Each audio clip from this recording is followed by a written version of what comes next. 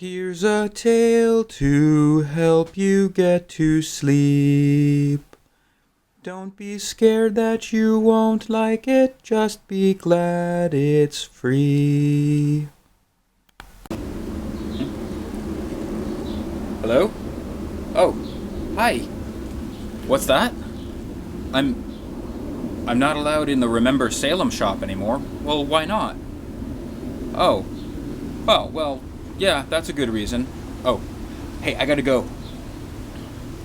Hi there. I just found out that I'm not allowed in the Remember Salem store. Isn't that weird? Well, actually, there's a really good reason. Oh, you know what the Remember Salem store is, right? That's the shop at the end of Essex Street in Salem, Massachusetts. You know, the one with the incredibly overpriced Harry Potter merchandise that you can buy anywhere? Yeah, I'm not allowed in there anymore. So, the reason is, it's a really good one. The reason is because the owner is a massive jerk. But sometimes the story isn't so simple. Sometimes, even when it's a story we've heard over and over again, there's always something new we can learn about it.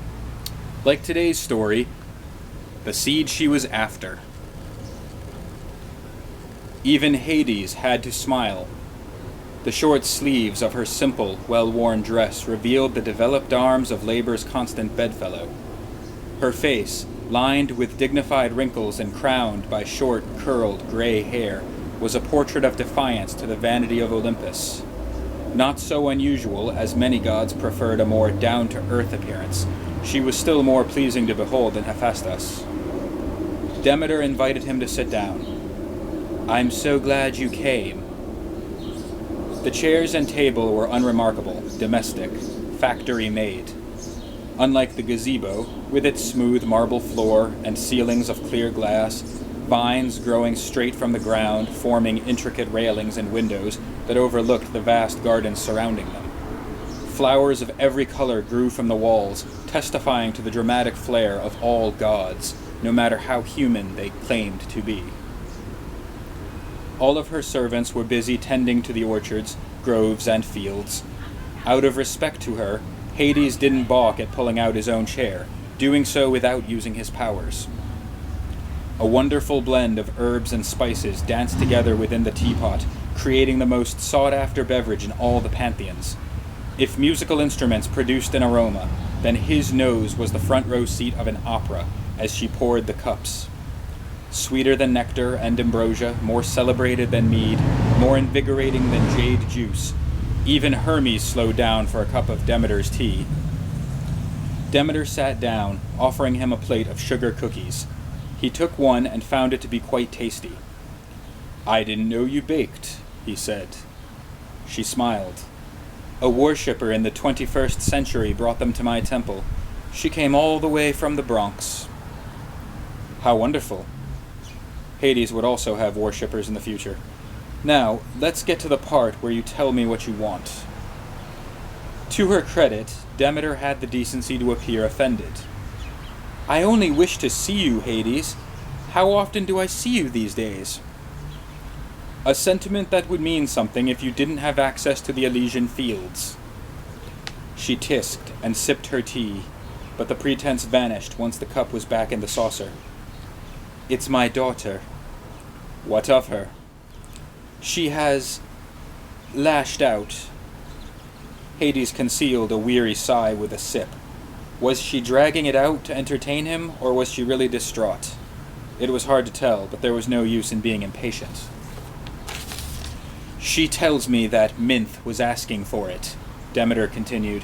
"I have no way of knowing whether or not she's lying, and in her current state I can't get the truth from Minth either. Zeus is outraged." Hades raised a brow. "It's not like Thunderbutt to get so uptight over a nymph." "It may have more to do with the fact that I imbued the mint leaf with nutritional properties to save her from the stone garden." Hades chuckled. Nymphs only required a semblance of worship to remain alive, but to most gods they were like hamsters to mortal children. Zeus couldn't care less about one more tea leaf in the world. On the other hand, Minth was a bit of a fluffer. Persephone probably just broke Grandpa's latest chew toy. "I sometimes envy mortals," Demeter said after a long pause. They have 20 years in which to try to guide their children. Persephone appalls me with her actions, causing harm to another for no reason but blind jealousy. Jealousy? Hades scoffed. If Persephone approached Paris, the contraceptives of the future would be known as Helens. Demeter finished her tea. If there was any alarm, she concealed it well as she refilled both of their cups. Hades took another sip, this time checking the ingredients for any sign of trickery. Demeter wasn't prone to such foolishness, but he had been quick to defend Persephone. His lips had never been so loose. Nothing in the tea was amiss, so he relaxed while she fixed him with a contemplative stare. She baited her trap well, but even if he confirmed her suspicions, there was nothing she could do. Not without waging a war that even Zeus and Poseidon couldn't hope to win. I have invited you here because I want to offer you a wife, Demeter said. Of course, war wasn't her way. Go on. Persephone has her own worshippers. Her ichor is strong. For how long, I can't say, but if she is bound to you, then your shared powers will increase. Hades tapped his chin with his forefinger, in the comical manner of cartoon characters. It was a gesture he often used when the damned begged for mercy, and he rarely had a chance to use it elsewhere. And you get her off your hands and Zeus off your back. Very convenient, he said. Your offer is enticing, but what are you offering for a dowry? Demeter almost slammed her cup down. My daughter's hand in marriage isn't enough?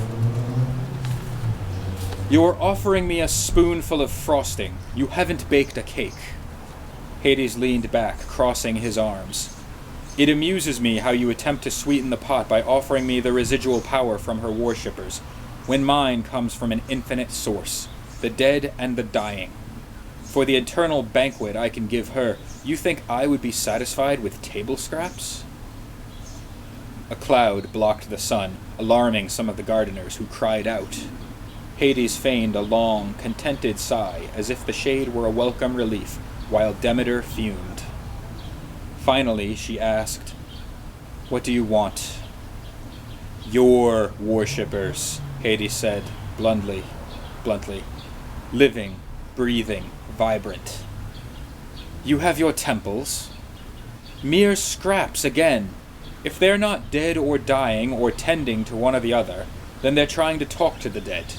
Do you understand how little power I can draw when I have no control over their fate while they're alive? I understand all too well, Demeter replied through gritted teeth. You complain often enough. Well, here's your chance to shut me up. Demeter brought her temper under control, and the clouds dissipated.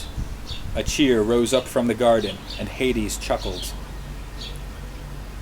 What do you have in mind? Winter. Long, cold, deadly winter. Let nothing grow while the world is covered in ice, and give all that struggle to understand that I am the cause of this.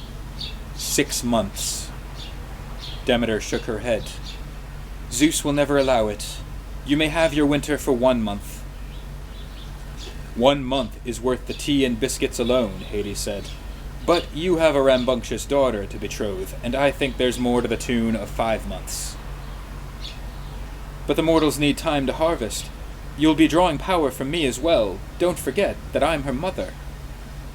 Hades shifted in his chair, looking past Demeter at a field of potato plants. Very well, he said, throwing his hands up in mock defeat. 3 months of winter that will not go quietly. Some years it may seem to go on forever. And as a gift to my new mother-in-law, I will let them honor you with decorations of evergreens. That's my final offer, Demeter. Demeter sighed and considered his offer in silence. He finished his tea and took another cookie, then another. He offered her the last one, and she refused. They really were tasty. He resolved to find the name of the bakery and offer Sisyphus a furlough to go and buy a box. When it seemed like she would refuse, Demeter waved her hand. A servant appeared, carrying a strange little fruit which he offered her. It had a reddish-violet skin with a strange little crown that made Hades laugh. "Is this a subtle way of telling me where to stick my offer?" he asked. Demeter accepted the pomegranate and dismissed the servant. "Persephone is quite fond of these," she said, passing it to him. "This is my blessing. You must use it to bind her to you." "I'm not new at this." Hades manifested a lancet and pricked his thumb. He pressed it to the fruit and willed his blood to pass through the skin and permeate the seeds. Then he stopped the bleeding and stood up. All around him the flowers began to wilt. Servants cried out when the clouds returned and rain began to fall. "Pleasure doing business with you." Hades picked up the fruit and strode into the garden. The light sprinkle became a drizzle. Floodwaters rose, killing off the growth as Demeter's servants fled her domain. In good time she would show mercy, and all of this would be repaired. He found her at the edge of the garden, sitting on a bench that might have come from a tag sale or an auction. Her umbrella was unnecessary. The rain avoided her as it avoided Hades. She looked up, sensing his approach, and smiled. "She took it well," he told her. Persephone giggled, tossing the umbrella to one side, jumping to her feet to throw her arms around him. He nearly dropped the pomegranate as he returned the affection. No mind. It didn't have the seed she was after. "Night-night,"